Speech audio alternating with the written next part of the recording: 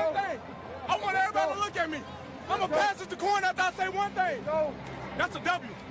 Let's eat one. Let's eat one. That's a W. How many people want to eat a W tonight? How many eat a W tonight?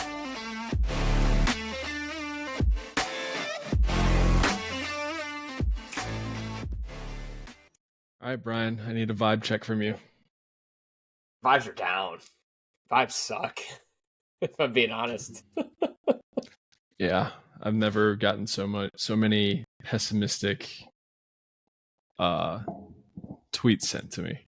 From me, or just in general? Of course, from you. I feel like all I do is send pessimistic stuff, actually, if I'm being honest, regardless of what's happening. I mean, that's just kind of sad, but yeah, I know. It is sad. Some of it's good. Yeah, some of it's good. Yeah, not doing great. Obviously, I think we took a little 2-week hiatus from doing the podcast for much needed reasons. I think we both had moves we were dealing with, which was good to take a little break, and just in terms of sports world, not much going on. If you can see on the camera, I'm sure you can see behind me, I got boxes and shit behind me. So still in the process of moving. I know, Mike, you just moved, or still in the process of moving. But never ending. Figured, it feels never ending.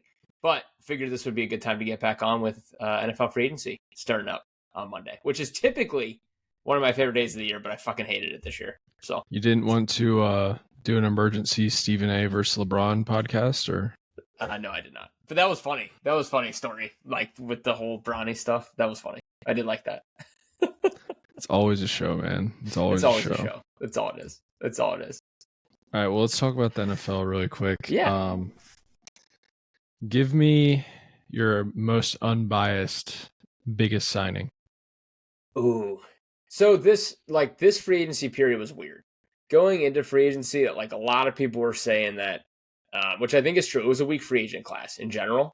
A lot of people, and we saw this on like Friday, Saturday, Sunday, leading up to the legal tampering period on Monday, were re-signing their own guys to pretty big deals. We saw it across the league. And then a lot of trades happening, like quarterback dominoes falling, a lot of trades happening. So it's a weird free agency year. And that, like, not only, like I said at the beginning, this is usually one of my favorite couple of days of the year because it's just nonstop news that completely changes the landscape of the NFL. This year didn't feel the same in terms of like the actual free agency part of it. Before free agency, it kind of felt that way with some of the trades that happened. Big players re-signing, getting taken off the market. So the free agent class was even worse than it was supposed to be. Biggest signing. If I had to go, that's a tough question. Because there's like, you're trying to think, there's so much going on. So you're trying to think back on like what the biggest moves were from the last like 4 or 5 days, and they all start blending together. Can I go one that I was most shocked by? Can I do that one instead? Yeah, what was my question? Like what was the biggest? What did I think the biggest signing was? Oh, okay. Most shocked, I would say it wasn't even free agent signing. It was the trade for DK Metcalf to the Steelers and the money that they paid him. That was the biggest. You were shocked by that? I was shocked. I know the Steelers have been looking hard at wide receivers the last couple of years, but they don't have a quarterback. So like they don't have a quarterback right now, and we're doing this podcast on Tuesday. They still don't have a quarterback. Justin Fields signs with the Jets. Russell Wilson's still out there. Aaron Rodgers still out there. Those are probably the two that are still lingering out there. And again, you can't read into too much what players say, but I text you this. DK goes out there and says, I want to play in warm weather, and I want a big contract, and I want a quarterback to throw me the ball. Where does he end up? In Pittsburgh, where it's cold as shit, and they literally don't have a quarterback on the roster. Yeah, but so the Pittsburgh probably have an idea. Worst case scenario, Russell Wilson's back, which isn't like that bad of an option. Yeah. And then, they could get Aaron Rodgers. And they were in the Ayuk. Mm-hmm. They were trying to get Ayuk last year. So I feel like it wasn't that big of a surprise. And players, especially in the NFL, always say like they want certain things. And it usually doesn't happen. It's not like the NBA where, they kind of dictate where they go. Yeah, that's true. That's fair. Okay, so I'll get biggest signing. It was probably Myles Garrett. That's the other one. The other big one that I think that one shocked everyone. Because you go from the news of demanding a trade to, I think it was Saturday, I want to say, the report comes out that Haslam didn't even take the meeting request from Myles Garrett. And then the next day he signs this massive contract. And then all of a sudden it's like, yeah, I want to help Cleveland build a championship team and get my name in Kenton instead of, the whole thing being about winning and taking less money and winning championships. Yeah. Well, it's like what I told you over text. $40 million can make anyone change their mind. Oh, absolutely. But I think that was the biggest bombshell of like flip the script from what we were hearing even just a day prior to all of a sudden he gets this massive contract, which well-deserved. He deserves that $40 million. Like he deserves that contract. He's one of, quarterbacks aside, probably the best player in football. So I know Browns fans are probably happy about that, but that was the one that I think kind of slapped me across the face. Like, holy shit, did not see that coming, at least this quickly. Yeah, I mean, what about the Sam Darnold signing? Mm-hmm. So I was going to actually ask you that. So there was a little bit of a quarterback carousel that happened, right? And the dominoes started kind of with the Geno Smith trade. So you had Geno get traded to the Raiders. He wants a new contract.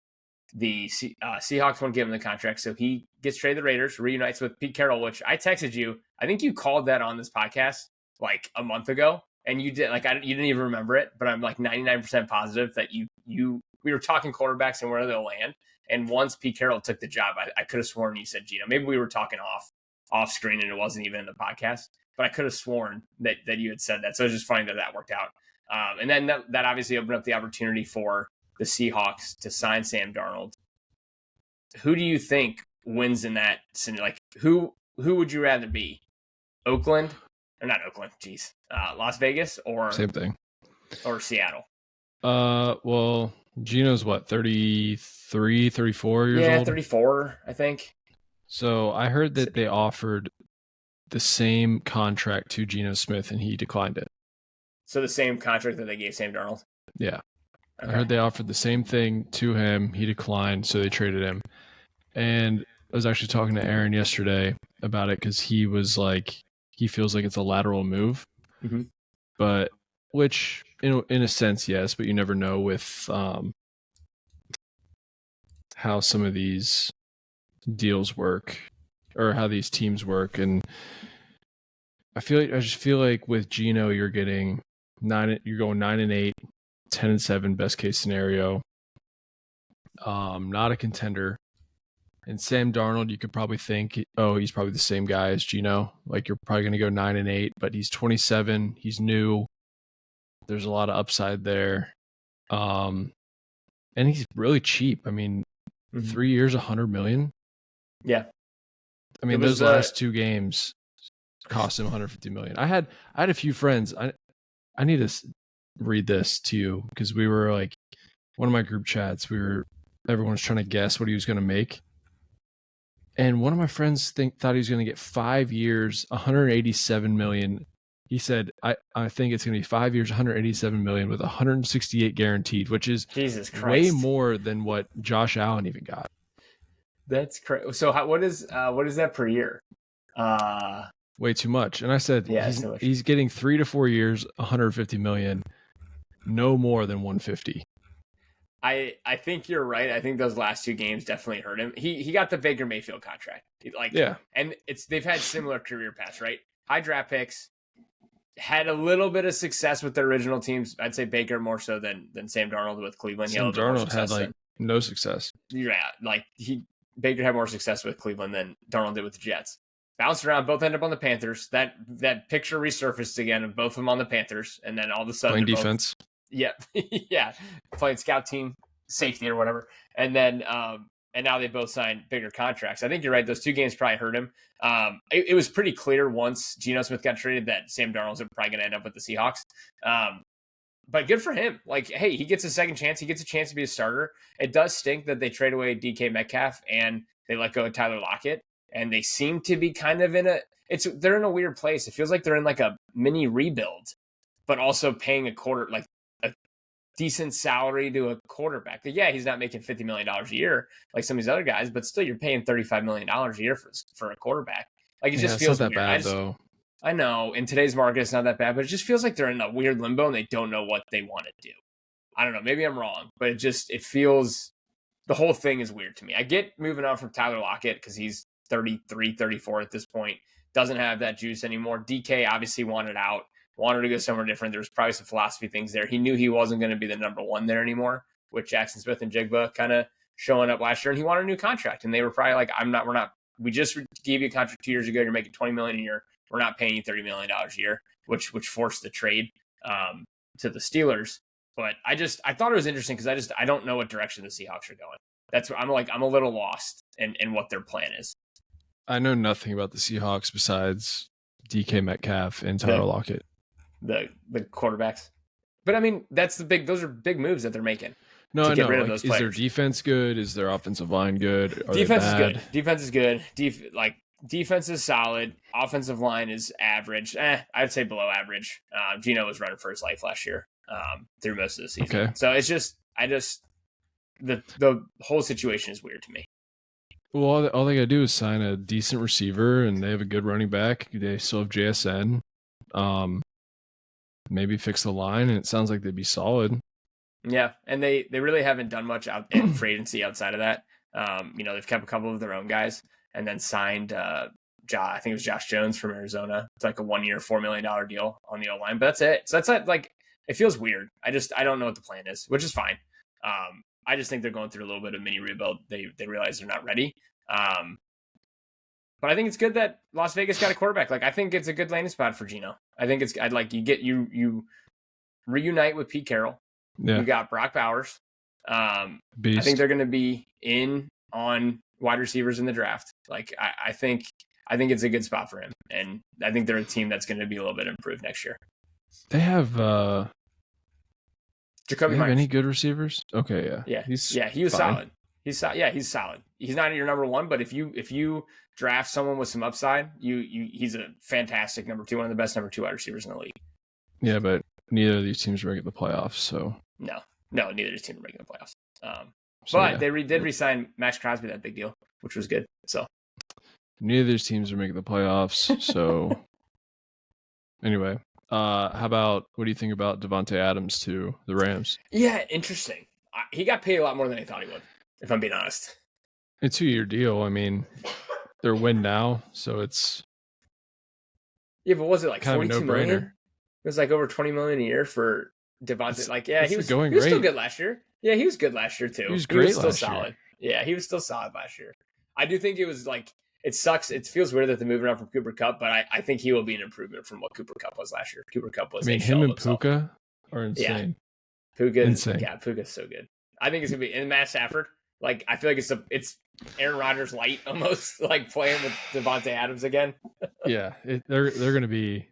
I think they upgraded. I feel like Cooper Kupp, he kind of disappeared at the end of the year, especially if you had him on your fantasy team, you would know. But or if you bet on him every single time because his line was like 21 yards every single game and he didn't hit it once. Yeah. Exactly. So I mean, I don't know Devontae's going to be a freak. I don't know what idiot did that, but it wasn't me. You did that. Yeah, it wasn't me. Yeah. But also, again, just on the Rams, I think that would be great. On the Rams, we didn't really touch on it. I don't think we touched on it in the podcast, but there was like the whole quarterback market started with the whole Matt Stafford deal and him testing the market and then taking a little bit less money to come back to the Rams. So I think they're going to give it one more go. I think this is, like, to your point, we have a year or two left to try and win this with Matt Stafford. Let's go for it and sign Devontae Adams. And I'm sure he's ecstatic to go to play football in California in that weather, because he's from California, right? That's where is he from? Yeah, he's from California, or Las Vegas, not California, Las Vegas, but close enough. So yeah, no, I like that one a lot. Very different. Yes, but you know what I mean. Very West different. Coast. West Coast. Do you see where DeAndre Hopkins just signed? Yeah, I thought it was weird. I told you, I thought he retired. I don't know why I thought he retired. I thought I saw an announcement like after the Super Bowl that Andy Reid said he retired. I heard someone talking about him on a podcast last week of like where he's going to land, and I was like, these idiots, like he retired. Like, why are they talking about this? But I don't know. I don't think it does much. That's your Baltimore Ravens patented Odell Beckham Jr. like old ass wide receiver signing. That's not going to do shit next year. Same thing every time. Yeah. Who was it? It was Odell. Yeah, next to Zay Flowers, who plays 13 games a year. Yeah. Rashad Bateman's pretty good. But yeah, that one didn't do much for me. Yeah. All right. It's the time everyone's waiting for. Let's hear it. What are the Bengals doing? All right, so we'll just get into it. We'll just pull the band. We'll rip the Band-Aid off. I've gone through some of these lists. It's been 15 minutes, so we made people wait for this. I've been going through. I think you'll be hard pressed to find a list of like free agent winners and losers not having the Bengals on the losers section. I think everyone I've checked has had the Bengals. They haven't signed anyone besides like So, BJ Hill, but they've re-signed This is the weird thing. They actually have signed a shit ton of people, but it's the same fucking people they already had on their team. Like, it's the exact same roster they had last year, but they signed a nose tackle, which they did need. But no, I'm very frustrated as a Bengals fan. I'm very pissed off as a Bengals fan. Like, I think most of the Bengals community is. Again, this goes back to the weekend. 2 weeks ago, you franchise tag T. Higgins again, which we knew was coming. Everyone knew it was coming. But you have Duke Tobin go on the podium saying, our priority is to re-sign these guys, give them the contracts they deserve, pay them what they're worth, and we're going to be aggressive. Like, word for word, we're going to be aggressive in free agency. We know we have a lot of holes to fill, so we don't want to fill out the same exact team at a higher cost. Like, that's word for word what he said. Right now, you are literally filling out the exact same team at a higher cost. T. Higgins is like $5 or $6 million more. Jamar Chase is on his 5th-year option, which is like $22 million. He's going to get a massive contract. You re-sign Mike Gesicki for he was making $3 million last year. Now he's making $8 million. You re-sign Joseph Osai, who was on a rookie contract. Now he's making $7 million instead of 500, whatever the league minimum. Cody Ford, offensive lineman, he was making like $1.5 million. He's making $6 million now, or $3 million now. You re-signed Tanner Hudson. You re-signed Cam Adamitis. You brought Samaje Perine back. Like, what? Like, you're trying to rebuild the fucking Super Bowl team with Samaje Perine, and then you re-signed BJ Hill for more money than he was making before, and now he's 30. Like, you brought back the exact same team, and not only that, your best player on defense, Trey Hendrickson, has requested a trade, and you're letting him seek a trade. So not only are you bringing the same team back, paying them more, you're also trading away potentially trading away one of your best 3 or 4 players on the team. I don't get it. I don't understand it. You're in a win now window with Joe Burrow to potentially win a Super Bowl. You have Jamar Chase. You have all these great players. Take care of them. Pay them, because you're going to have to pay them at some point. Why do you keep waiting? Like, when that Myles Garrett contract came through at $40 million a year, the rumors out there were that Jamar Chase wanted $40 million anyway. Duke Tobin, in his press conference a couple weeks ago, said, we're going to make Jamar Chase the highest paid non-quarterback in the NFL. So all your negotiating power went out the window, because Myles Garrett just got 40, so now Jamar's chilling. Like, all right, I'm going to get 41. Like, why would he sign a contract now? Like, he's just going to wait until see if someone else breaks Myles Garrett's contract. They're just going to go play that tape to Duke Tobin and say, hey, you said this like 3 weeks ago. We're expecting you to hold up to it. Like, it makes no sense. I am beyond annoyed. Like, you've been doing this song and dance with T. Higgins for like 3 years now. DK Metcalf gets $33 million a year, raises T. Higgins' price range up because they're in that same category of player where hey, DK Metcalf just got $33 million. T's price just went from 30 to 33.5. Like, the longer you wait, the more money this stuff costs, the less you can do in free agency. And that's the problem. Like, they had so much money to spend this year in free agency. Like, they had a lot of cap space. I think they're saving it for these signings, but they're not making the signings. And now all the players they could have signed are gone. All the defensive ends are gone. A lot of the good pass rushing defensive tackles are gone. The guard market is starting to deteriorate. I'm hoping they sign a guard, here while we're on this call. It sounds like they're in on Tevin Jenkins, which I think would be a great signing if they're able to get him at guard to a pretty solid contract. I think the guards have been getting severely overpaid on the market this first couple weeks. Like, Will Fry's got 5 years, $80 million. Like, that's insane. So obviously you don't want to overpay, which happens a lot in free agency, but they got worse. They've brought the same team back at a higher cost with these players being older. I I can't take them as a serious contender for next year. I just. Can I ask you a question? Sure. Is it gonna make me sad? Yeah. Yeah. What happens? What do you think has a more? How can I say this and make it make sense? What's more likely to happen? The Bengals win the Super Bowl in the next 5 years, or Joe Burrow asks out of Cincinnati in the next 5 years? I think it's Joe Burrow out of Cincinnati next. I mean, we've seen this song and dance like this. It feels like, and maybe that's why this is so frustrating, is because we've seen this with Carson Palmer. We've seen them fail like on second quarterback contracts. And I've talked about it. They had a great run with Carson when he was on a rookie contract. Don't know how to build a team once they pay the quarterback.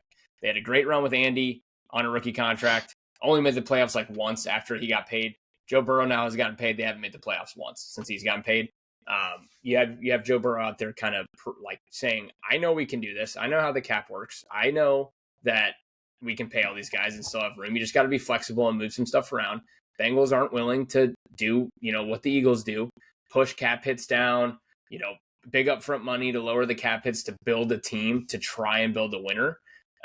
They nickel and dime. They like structure contracts stupidly where like Mike Gesicki's cap hits like $8 or $9 million this year. It doesn't need to be, but they just structure these things so stupidly. BJ Hill's cap hits like $10 million.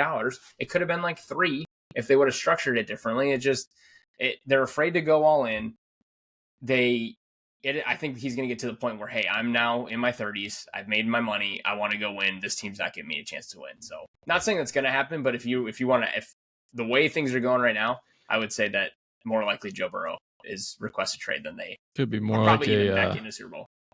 Yeah, it could be more like a Stafford Lions situation, Yeah. Mm-hmm. I do think he'll get fed up though. He wants to win so badly. I think he'll get fed up at a certain point. I think that's where I think having the taste of winning, like getting to the Super Bowl, and then not even like get close to go back. We talked about that. Like if they would have won that Super Bowl, things would probably be different right now. It wouldn't feel like as much pressure. Like you wouldn't feel the pressure. They would have gotten their ring. Like, and then they went to the AFC Championship game the next year. So like they got close again, and then like. I think everything would be fine. Like things would be different. T probably would already be gone. Like things would have changed. Yeah. But I saw a tweet that put it perfectly of like, when will the Bengals realize like do what it takes to win and do what it takes to go all in to try and win the Super Bowl? And the response was like, sorry, this is a sarcastic response. What do you mean they're doing great? They're making millions of dollars running a successful business because that's their goal. They're trying to run a successful business and they're doing a really good job at it. And the problem is one of the biggest assets in that business is Joe Burrow. And he is I think he is on the edge. It's just, it's frustrating. I don't know. We'll see what they do. There's still time to make it right. They did sign Slayton, a defensive tackle from Packers. They needed a nose tackle last year. That caused a lot of problems for him. But that's really the only big move they've made outside of re-signing their own guys. I do think Trey Hendrickson ends up coming back at this point. A lot of the suitors for him have gone on and signed other players. So I have a feeling they're going to kind of hold, which I don't like, but they're going to kind of hold his head to the fire and say, hey, you couldn't get us the trade compensation we wanted. Take the deal we're offering or don't play. I think that's what it's going to end up at. And it's very frustrating. It's would very he just play on his last year of his contract? Yeah. He could do that, but I mean, it's like $16 million. It's like severely underpaid for what the market's going for. Like Max Crosby just got paid $35 million a year. Trey Henderson's the NFL leading sack leader the last 2 years, and he's getting paid $16 million. Like it's insane. It's just insane. You just see these other organizations like what the Bills just did with Josh Allen, and what the Eagles did with Saquon. Yes, it's like you just make these guys happy, and they'll stay, and everyone, good things will happen.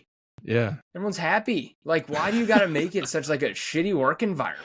Like everyone's stressed. Like I saw some people like saying, "Why would you sign Saquon when you had him for so cheap?" But it also like, who cares? You just won. He deserves it. How can you ever be mad at that contract? I do love that they signed Saquon to an extension and made him the highest paid running back. So, like, I love that, like, you got ahead of it. You did it well before you needed to because he deserved it, made him happy. And hey, in the long run, it's going to make your team better because now he's under contract because the cap inflates every year. Everyone gets overpaid every single year. You do it earlier, the more likely you are to save some money in the long run. And I mean, you sent me that tweet, like, could have signed Jesse Bates for $14 million 2 or 3 years ago. Could have signed T. Higgins at $20 million 2 or 3 years ago. Could have signed Jamar Chase at 35 last year. Trey Could have signed Hendrickson. Trey Hendrickson at 25 last year. And here you are, they're all going to be over 30. And you guys are idiots. And the other thing that pisses me off, everyone in the Bengals circles said they were going to be super aggressive free agency. They knew this was the most important offseason in their team's history.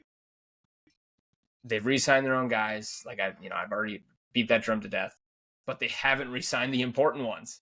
Like, they haven't re-signed the ones that they actually need to re-sign. And I'm at a loss. It's frustrating. I think they took a step back this year. You know what else is crazy is I feel like, so you hear all these teams, especially in the NBA, where you're in like cap hell, like the Suns right now. They have no draft picks. They have 3, the quote unquote big 3. Bradley Beal has the worst contract of all time. There's just so many NBA teams who are in like cap hell where they can't get out of it. But with the salary cap for the NFL only going up, it's almost impossible unless you do a Kirk Cousins, Russell Wilson, or Deshaun Watson contract to be in a bad cap situation. You have to spend the money. So I don't understand why they don't. And that's the thing. Like there's no real bad contract because the earlier you sign these players, the better. Yes, the better it looks. If you were to sign Jamar Chase at $35 million last year, do you know how much of a steal it would look like already? Yeah, it'd be it hasn't even been here. Yeah. It's been like 5 months. Yeah. Like, that's it. It just it makes no sense. And like that's where it's like I've talked to like my family about this. Like, do they realize how stupid they are? Or like, do you think they're just so stubborn that they're just like, I want that extra $500,000 in my pocket, and then it ends up costing them an extra $5 million? I don't get it.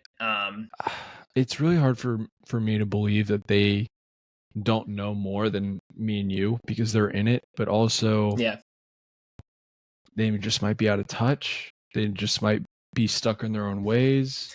It's like my sister is like working for my mom and dad now, and she's trying to like learn the business, and she's like telling me all this stuff about my dad, and she always is telling me like, oh, he needs to learn this, he needs to learn that. I'm like, Sam, he's 70. He's done learning. Yes, he's not. So maybe you're right. Yeah, maybe it's that. Maybe they're just, stubborn. That's why it's good to have like a GM who's like the Jags just hired, who's like 29 years old. 34, dude. That was crazy. He has an education. I saw his background. He's like an education major, like in college. Just nuts how he ended up where he's at. But good, that's on. Like, I agree. You need that. What was your major, Brian? Kinesiology. Yeah. What do you do? Nothing to do with it. Okay.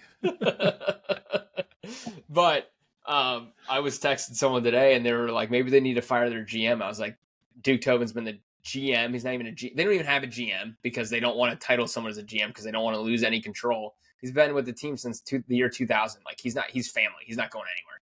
Like, that's crazy. And it's not even Mike Brown anymore. It's Katie and Troy, his daughter and her husband, the Blackburns that run the team now. And it just is so sad. And then, but to kind of pivot off it a little bit, I do think they'll get T. Higgins signed. I do think they'll get Jamar Chase signed. And I think Trey Hendrickson stays a Bengal. And then I'll feel better. And then if they sign a guard like Tevin Jenkins tonight, like I keep refreshing my Twitter for, I'll feel better.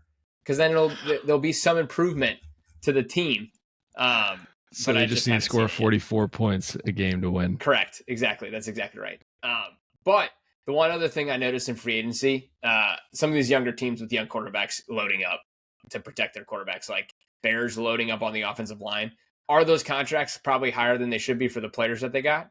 Yeah, but I don't care. It doesn't matter. Like, you have the money, you have the cap space, you need to use it. Mm-hmm. Go rebuild your offensive line for Caleb Williams. Trade, make those trades for a couple guards. Get the best center in the center from Atlanta. I'm drawing a blank his name. Dillman, I believe his name was. Like pay him $15 million a year. I don't care. They're really Go loading protect up in him. the trenches. Yeah, which is awesome. Like I love that they loaded up. Chicago. I love that they correct. Yeah, that's right. I love that they loaded up on the trenches. Like you trade for Joe Tooney, who I still think is an awesome player, even though he's 32. He got put at tackle for the Chiefs last year. Which he was playing out of position.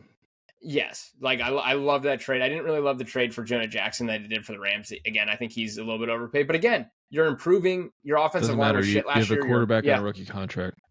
This Correct. is the time.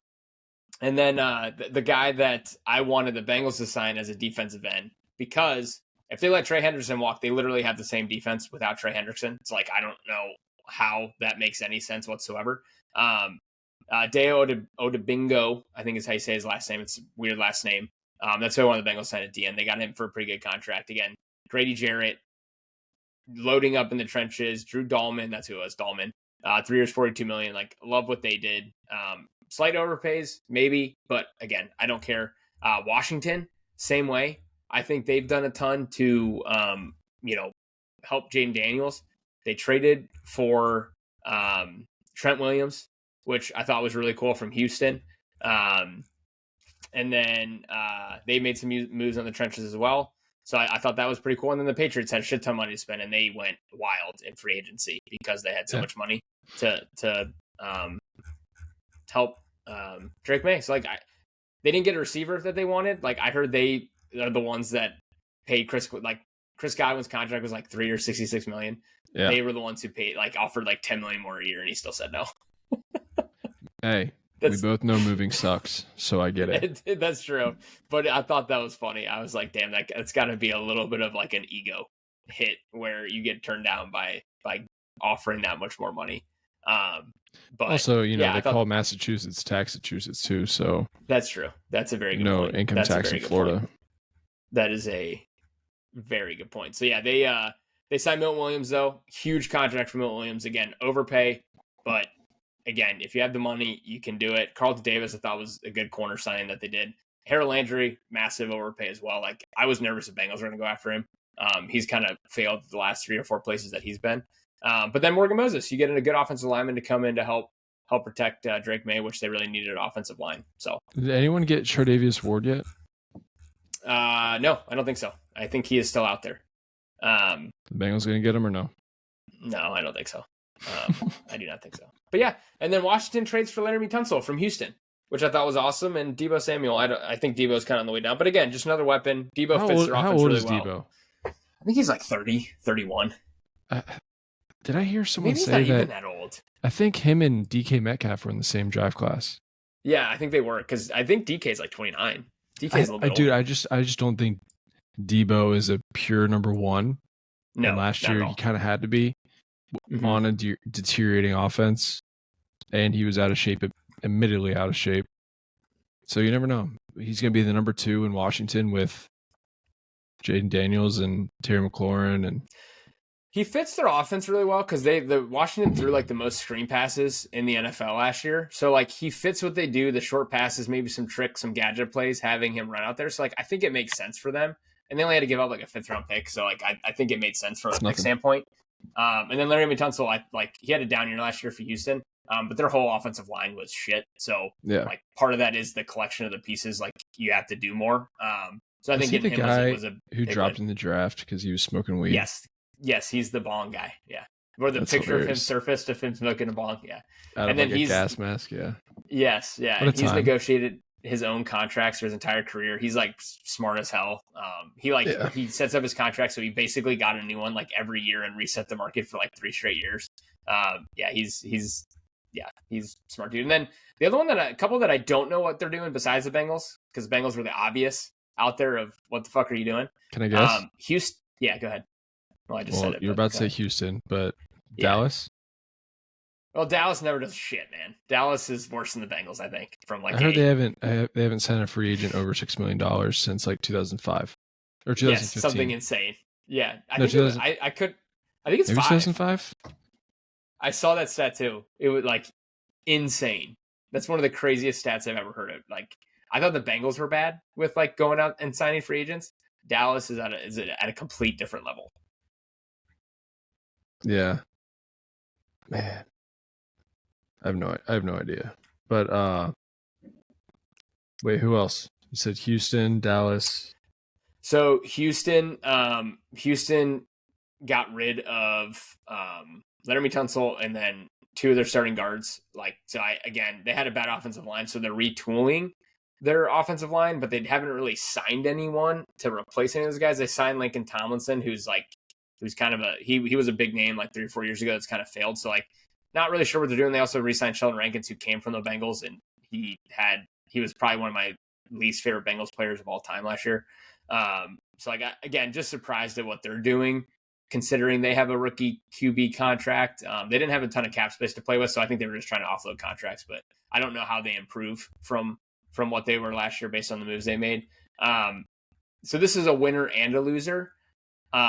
The Tennessee Titans, they are the losers because they signed Dan Moore, the offensive tackle, to a massive contract, and he played for the Steelers last year. He is horrible. He was so bad last year, and he got I heard he's terrible.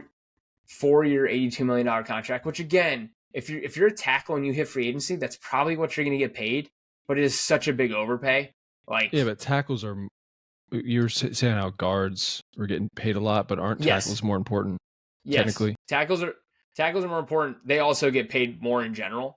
So offensive linemen, players wise, awesome. You guys all got paid.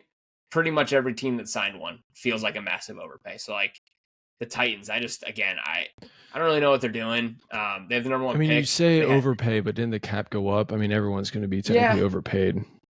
All these free agents, top tier free agents, are always overpaid. They get more on the market than they would from their own team. That's why it's smart to re-sign your own guys early. But yeah, Tennessee, I don't know. It was 2015, the Cowboys. It was Greg Hardy. Who was it? Greg Hardy. Oh, wow. What a name. Yeah. That turned out. He was solid for a couple of years, but he went into MMA fighting. He went broke. I know he was in and out of was he the guy who was crying on live stream by the fire? I think it was. God, I forgot about this guy. Yeah, he went nuts. He went a little. I remember the MMA thing. Crazy. He was low key trending on Twitter because people just keep bringing up that stat. Yes. But yes, oh my God! Yeah, I just watch him get knocked out in a UFC fight. Just type in his name on Twitter and it'll pop up. But yeah, wild. Well, what do you think about the Justin Fields thing? I thought it was interesting. I actually think it's a pretty good spot for him. It's Buckeyes, East, they're just a bunch of Buckeyes and playing for the Jets now. I think it's a good spot for him. I think the money's probably right. Again, he's being paid as probably the $30 million, right? It was 2 years. I think it was 2 years, $40 million, $30 million guaranteed though. So he'll get 30 of it regardless. But $20 million a year, feels right. That's what I thought he would get last year. Honestly, before he got traded, if they didn't, I just thought he was going to get cut and signed somewhere. I think it's a good fit. I don't hate it. I think it made sense for them to at least try and find someone as a bridge quarterback. What do you think? He's so young, man, and he keeps going to these teams that starting at the Bears. You might as well start the Browns. Might as well go to the Browns in his next contract. Yeah. Because I don't think he's bad, but has he had time to do anything? At least the Jets have some kind of upside, but I don't know. He's gone, to your point, he's gone to bad places where he hasn't had a chance to develop. Bears were a shit show when he got there. They finally pieced it together once they let him go. And then he went to the Steelers, who also signed Russell Wilson, which was just a weird dynamic. Now he's going to the Jets, which are kind of a dumpster fire. But they have Garrett Wilson. They have a few pieces. Breece Hall. They have Breece Hall. They do have some defensive pieces, good defensive pieces. I think he'll get a chance to start and play, and I think that's what he wanted. I think that's why he didn't go back to Pittsburgh. Yeah. Do you think it's going to be Aaron Rodgers or Russell Wilson there? Yeah, I was going to ask you the same question. I know we were kind of texting back and forth about it. I think if I had to guess right now, Aaron Rodgers going to the Giants and Russell Wilson's going to end up back in Pittsburgh as the last wheel. Dude, I think if the Steelers got Aaron Rodgers, they'd be so good. I don't want the Steelers to get Aaron Rodgers. I know you don't. Maybe that's why I'm saying. Maybe that's and I don't want the Giants. I don't want the Giants to get Aaron Rodgers. Yeah, that's fair. That's fair. I mean, the Giants are going to suck though. I think the Giants are probably taking a quarterback this year because those are the last two pieces, right? We were talking about it. Those are kind of the last two big quarterback dominoes to fall. I still think the Vikings are going to do something. I don't think so. Like, that was another team that I like what they did. Again, loading up around a rookie quarterback. They went fucking nuts the last couple days. Just like, I think that was the Sam Darnold money that they didn't use. Like, I think they made good use out of it. And that's what you need to do. So Will Fry, as I said it earlier, he got paid 5 years, $88 million for a guard. Like, that's a lot of money for a guard who he only played like 4 games last year, but those 4 games were awesome. Jonathan Allen, who came back from the Commanders, he's making more money on the Vikings than he was the Commanders, which is nuts. And he's like 31, 32 years old. Javon Hargrave, I thought was a solid get. Again, I think that was 3 years, $45 million.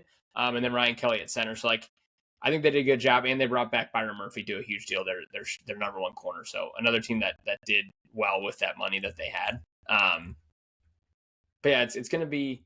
I actually think of all the quarterback situations, I think Justin Fields was kind of the favorite that happened. Like Daniel Jones went to the Colts. He's going to be competing with Anthony Richardson. I like that. I think he's going to beat him out. I kind of like that too. I think he's out for sure. I think. I mean, we've so bad. Anthony Richards. He's so bad. He's a freak. So bad.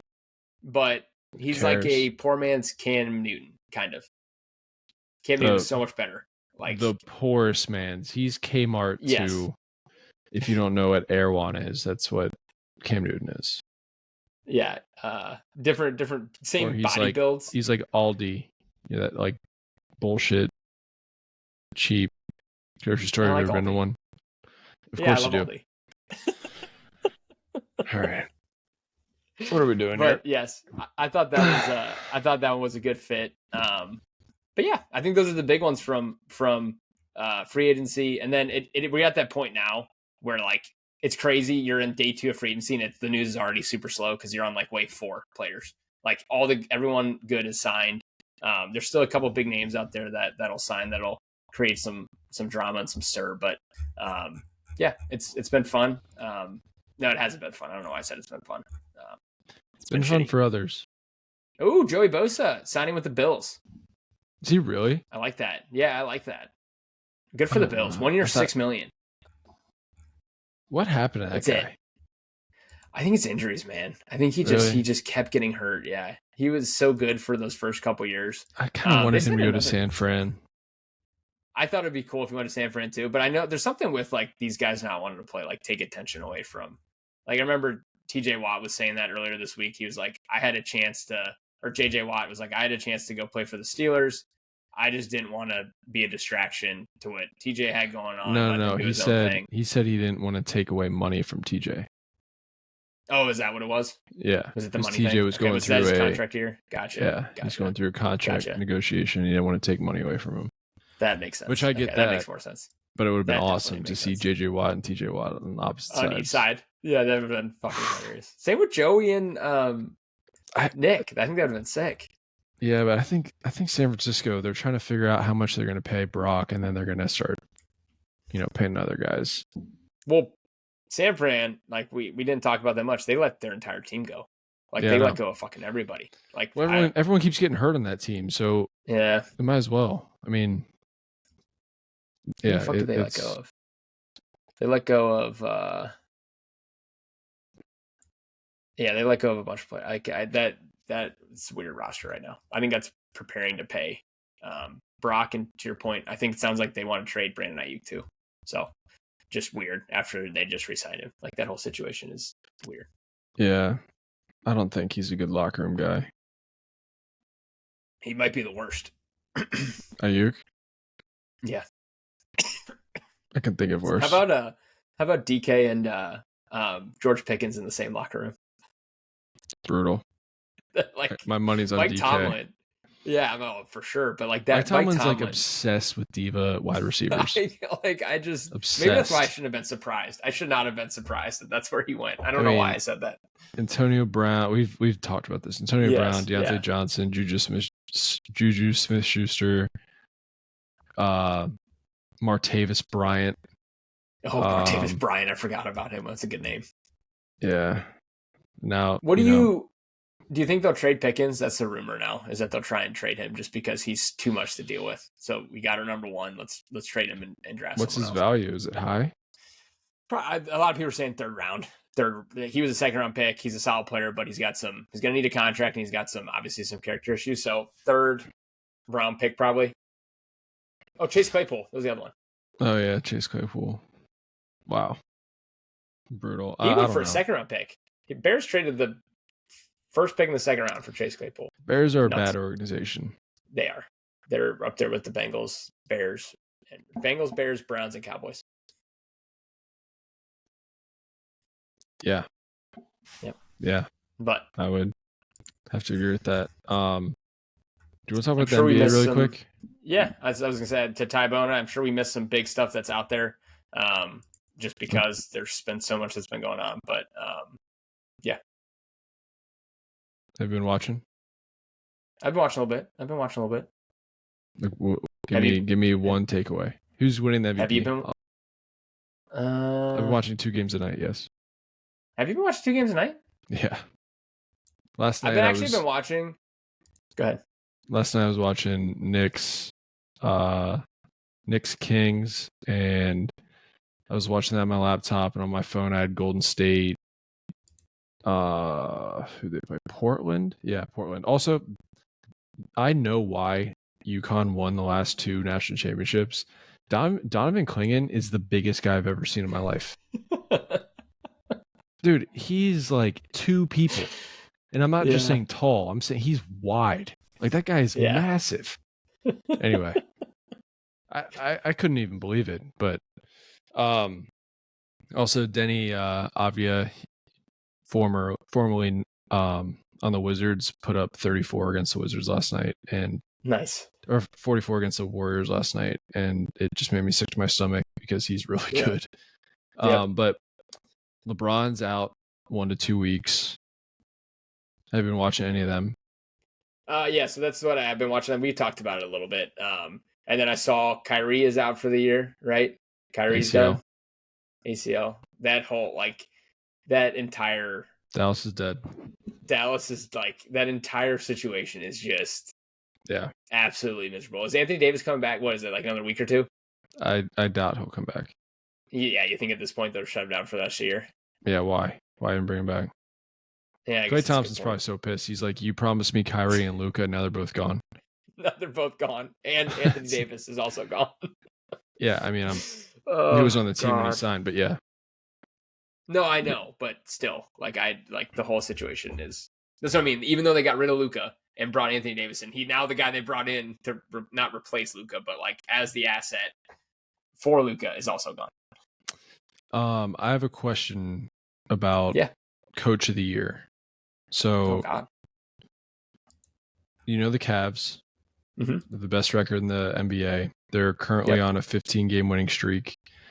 Their third winning streak over 11 wins this year. Nuts.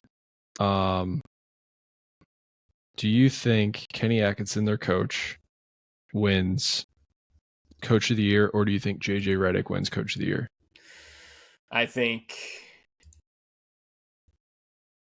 don't think it's JJ. Why? I think you have to, because I think you have to get, Cleveland was supposed to be good this year. Well, hold on. Cleveland was supposed to be good. They were supposed to be solid this year, right? Cleveland was supposed to be a good team, right? Yeah. Did anyone expect them to be 55-10 at any point? No one. Did anyone expect them to win over 60 games? No. Yes, they're going to win the East. Did anyone expect them to win the East? No. Then why doesn't he deserve Coach of the Year?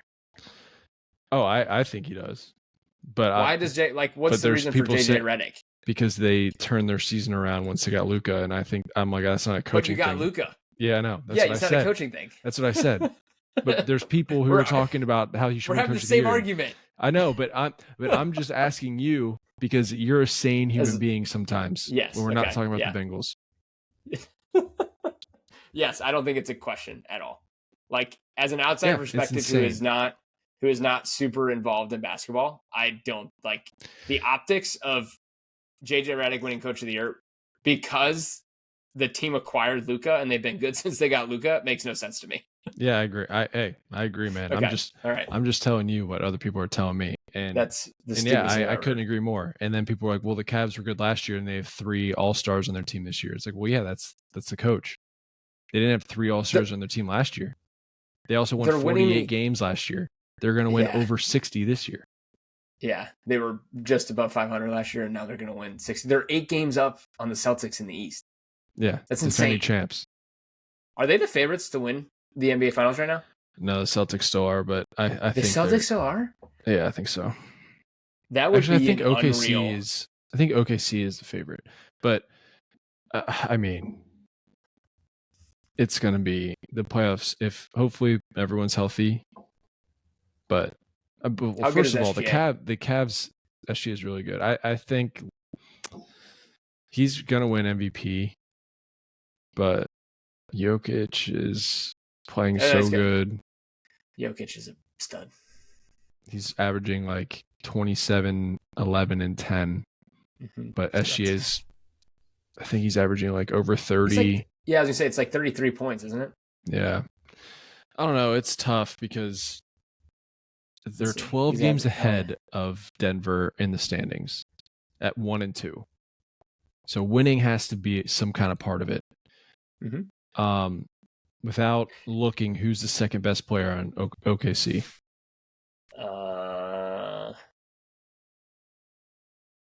He was an all-star. Hold on. It'll come to me. I don't know. Jalen Williams. I was going to say Williams. Do you know who that is? No. He was an all-star, but let's see. Who's the second best player on the Nuggets? There's multiple. Oh, there you go. We'll see here. You're kind of making my point. Who would you consider? Like Jamal Murray, second best, probably? Yeah, I would say he's probably second best. And you have Michael Porter Jr. You have Aaron Gordon. Yeah, you know, yeah. They have a solid team. But OKC is so good, and OKC's. I'm pretty sure SGA is like the oldest player in the team. No, that's 26. Oh, sorry. Russell Westbrook. Yeah, sorry. He's on the Nuggets. Sorry. I just heard oldest player on the team, and I was thinking Nuggets because we were naming Nuggets players. Sorry, go ahead. No, SGA. I don't know. I think it's a coin flip, but Jokic is having one of his best seasons of his career. But so can I ask you a question? People look at box score. Yeah, go ahead. So obviously, I know how in the NFL how MVP is voted on, and we kind of talked about wins. Do you consider it the same right now in the NBA, or is it literally just they'll go off stats and kind of leave winning out of it? So casual fans will go off stats. Okay.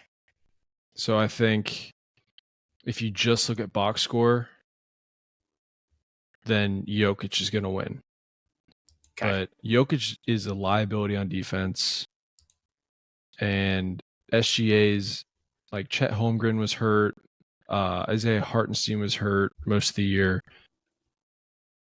and they're the best team in the West by 12 games, and he's averaging over 33 points. And they play different positions, so their stats are going to be different. He's a guard. He's not down in the paint getting rebounds. But yes, Jokic does, pass the ball a lot and gets a lot of assists. But I think it's more. I think Jokic has a great case. Like if you told me Jokic wins, I'd be like, that's fine.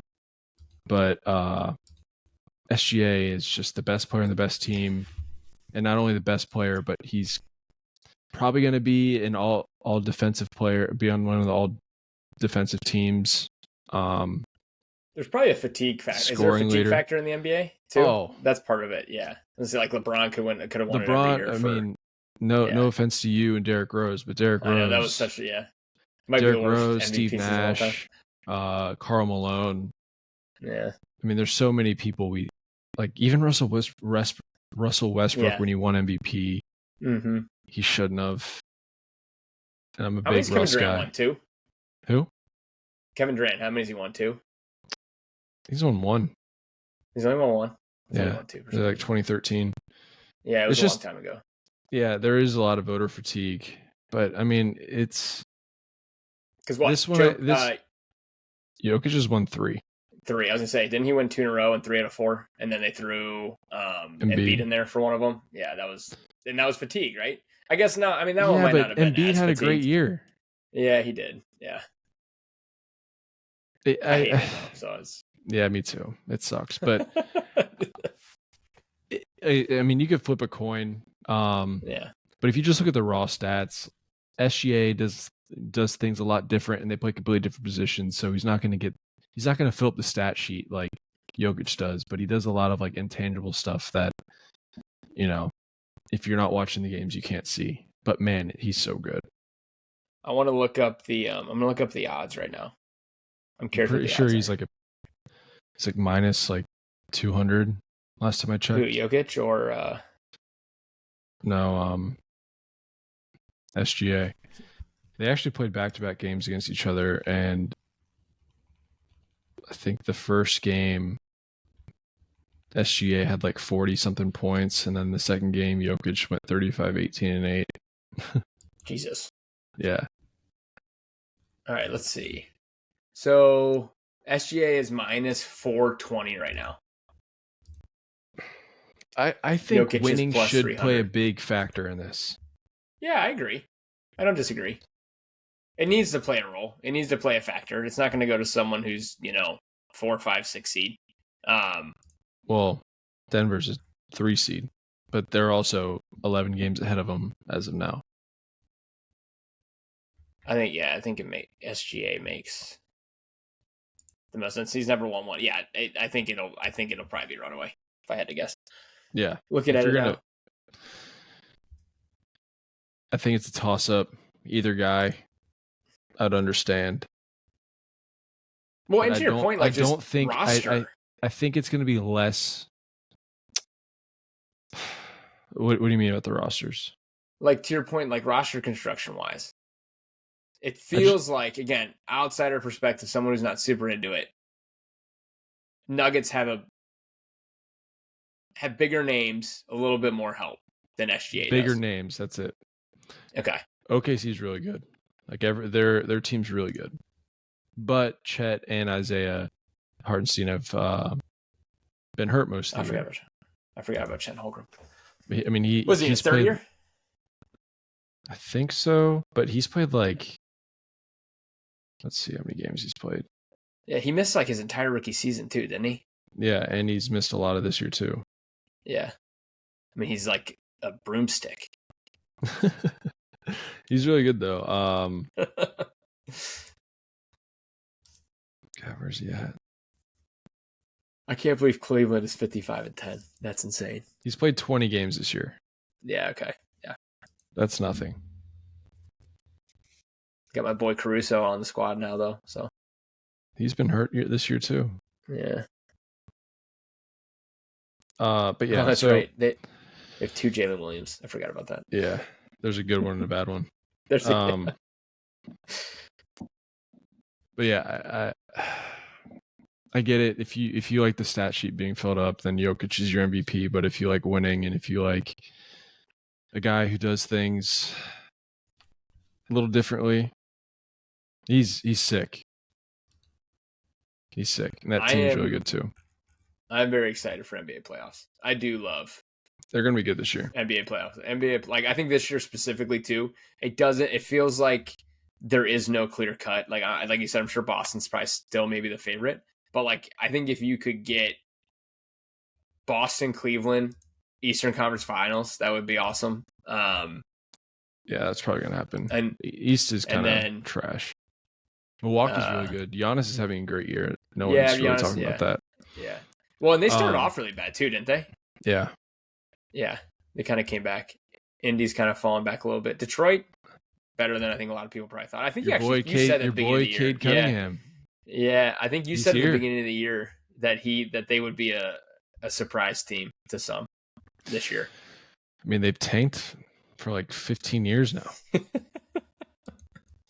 And then my Chicago Bulls still sitting at that play-in number 10 seed like they have the last 6 years. I heard someone say, who would you rather? They were actually having a conversation. Who would they rather pay, Kobe White or Josh Giddey? What? Yeah, that was a real discussion. Josh Giddey's been balling. Christ. Yeah. Okay, that's the state of the Bulls. That's the state of the Bulls. They're going to be bad for a while. They're going to be also Golden State. They're like 12-1 since the Jimmy Butler trade. I would like to take my victory lap on that now. Yep. Mm-hmm. As you should. Where are they looking at? Okay, yeah, they're looking solid. They're only a couple games out of the Lakers and the Nuggets. Pretty sure they're like an 11 seed before they got. Yeah, no, I think they were out of the playoffs when we talked about the Jimmy Butler trade a few weeks ago. Yeah, Steph's on fire. Yeah, they're 9-1 their last 10, won 5 in a row. Pretty sure they're 12-1 with Jimmy Butler. But yeah, and then they still haven't, like, Kuminga hasn't played. Who else was hurt on that? Is he not playing? He's not going to play. Is he? He wasn't supposed to play, was he? Kuminga? Yeah. What do you mean? Didn't he get hurt at the beginning of the year? No, he's been hurt for like a month and a half. Okay. He had like a bad ankle injury. And then Podziemski got hurt. But yeah, they're going to be... I don't think they have a chance to win it all, but they're going to be a tough out. They're going to make noise. Yeah. Well, so now they would be matched up with... I guess we have to wait for the playing games, but... the Nuggets. No. Nuggets. Yeah, Nuggets. Oof. Yes. Yikes. That'd be a bad Lakers draw. are technically the 3 seed right now. Oh yeah, that's right. Wow, yeah, that'd be the Nuggets awesome, just passed them. Yeah, that'd be an awesome series. Lakers Warriors. Yeah, yeah. I don't know if the Lakers are going to be able to do what they've been doing in the playoffs, but who knows? With Luka and LeBron, anything's possible. One of the wildest trades of all time. I still can't believe it. The wildest trade of all time. It's the worst trade of all time. It's going to go down as the worst trade of all time. Yeah. Do you think Nico loses his job this year? He's never going to have another GM job in the NBA. I don't know. I mean, it's like a month and a half old news at this point, but like it still pops up, and I'm like I still see the pictures of like him sitting on the bench with like you have that picture of Luka in a Lakers jersey where he's in have you seen that picture where Nico's in the stands in the frame after Luka made a shot? It's like that unbelievable photo. Yes. Yeah, it's unbelievable picture. And like you can just see he knows his career is over. I mean, it probably is. Like, what happened to the Mavericks after that trade? Because I was even like, hey, let's see how it works. First game, Anthony Davis goes down. Like 10 games later.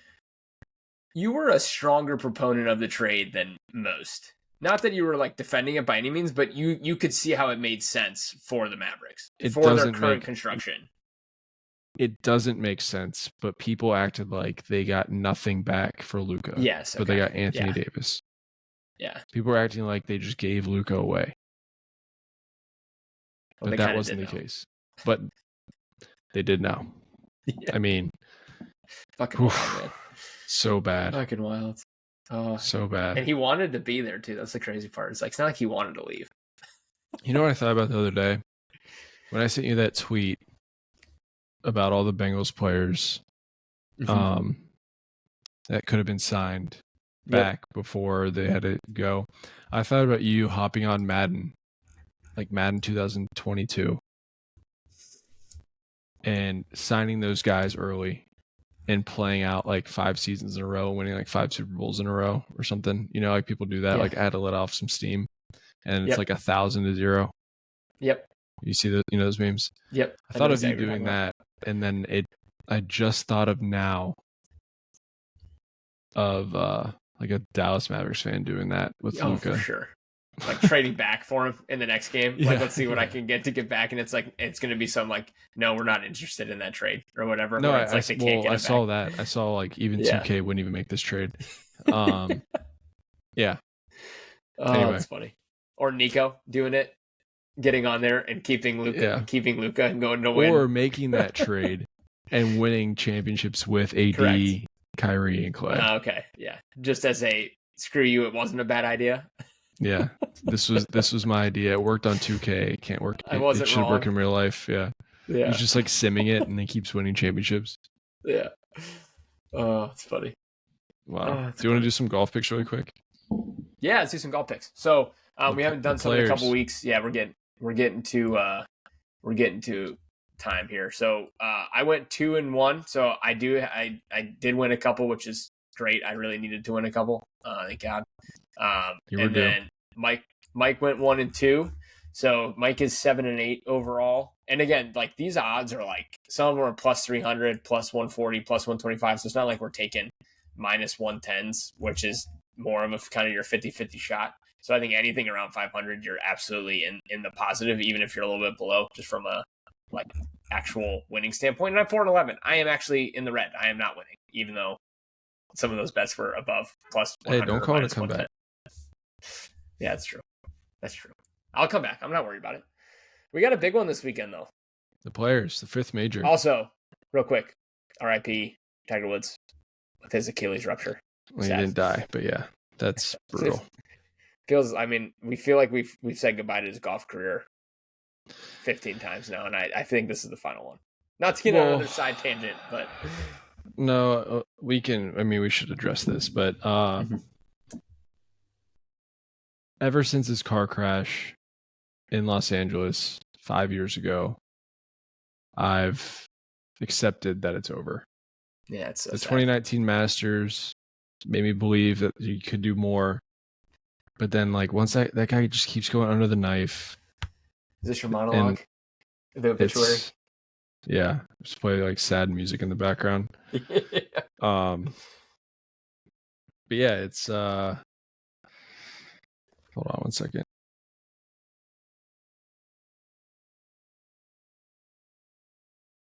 I mean, did you think he still had a chance to win or no?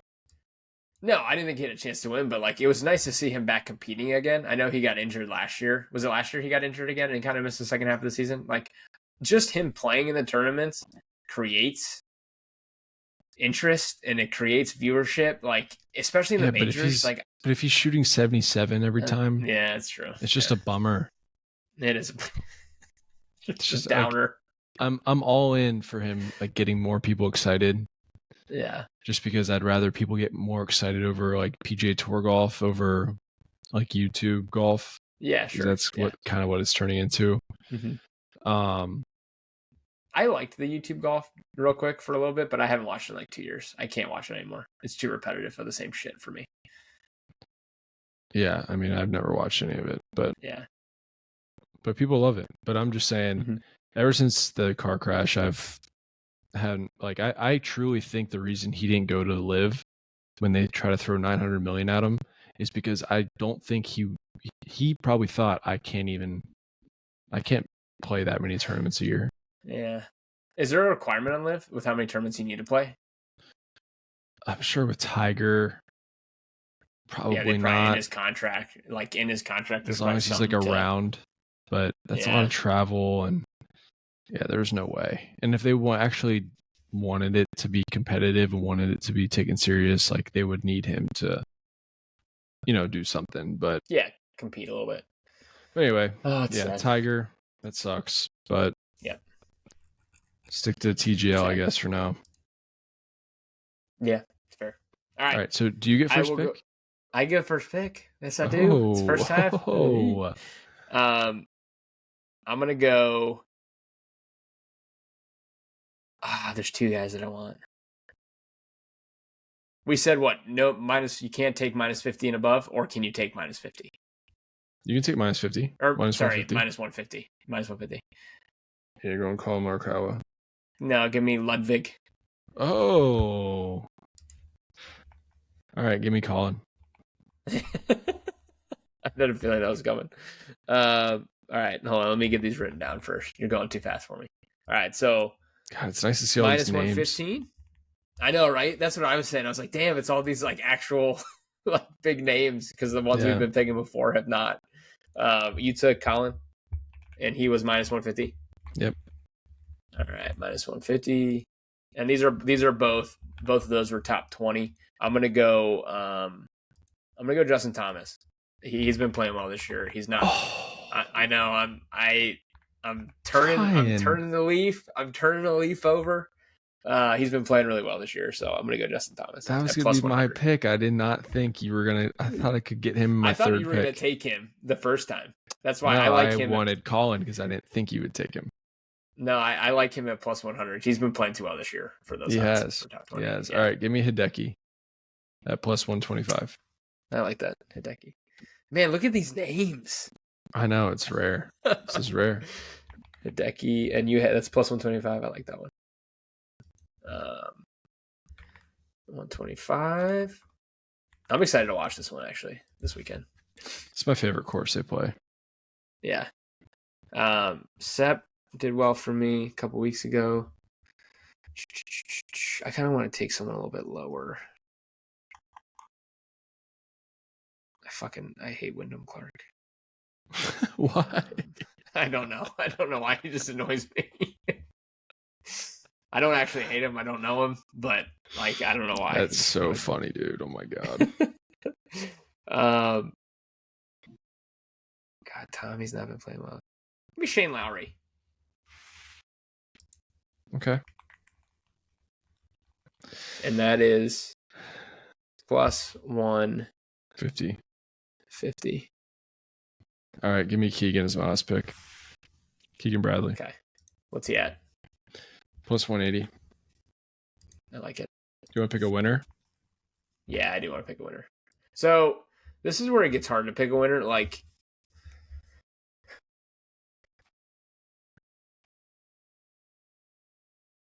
give me Justin Thomas.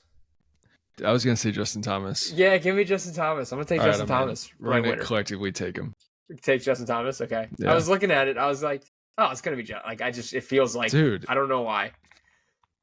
There's never been a bigger turn. I know, right? In 1 week. It's been a slow turn over the last 5 weeks. You were cursing his name all year last year. I know it was. I just didn't think he played well enough to be in the Ryder Cup, and I'm not wrong, I don't think, in that regard. I mean, you're not wrong. Okay, exactly. And then at the beginning of this year, so he's been. You said you hated him, and that's different than not playing well enough. I placed some bets on him. They didn't go well multiple times. But this year, like 2 or 3 weeks, like the first couple weeks, I was like, no. And then he's been playing well. And then like 2 weeks ago, whenever we did this 2 times ago, I was kind of like, maybe I should take Justin Thomas. But you always took him first. So this time I was like, all right, I'm going to take Justin Thomas. Yeah, see, I need to learn my lesson now that he's on your radar. All right, well. Yeah, he's on my radar for sure. Follow us at Traveling Athlete Pod on Instagram, TikTok, and Twitter. And we'll be back post these bets next week. Yeah. We will be back next week. And hopefully with more optimism for the Bengals. And a permanent roof over my head. Yes, that would be ideal. More importantly. That would be ideal. Because yeah. Oh, do you want to say something about your boy Sam Hubbard? Oh, his retirement. I thought it was good. I think it makes sense. He wasn't good enough to play on his contract. He was making $10 million a year. He gets to go out in his own way with retiring. I heard he might become some sort of like, coach or something. He still got $2 million this year by him retiring, and they're not going to take that money. He's Mr. Cincinnati. So he's fine. He's Mr. Yeah. Like he what was he going to go play somewhere else? No, that would have been no. Like he would not have wanted to go play somewhere else. Didn't he blow out his knee in the last game too? Yeah, he blew it. Patellar tendon, I think, or was it PCL? I don't know. It was one of those two. And I think it's awesome that his last play was a receiving touchdown from Joe Burrow. Last play of his career, which is pretty cool. Yep. Parting words. There you go. All right. Well, follow us at Traveling Athlete Pod platforms, and we'll be back next week. Thank you. See ya. Oh, shit. We got to do it again, dude. We'll have the lens cap on.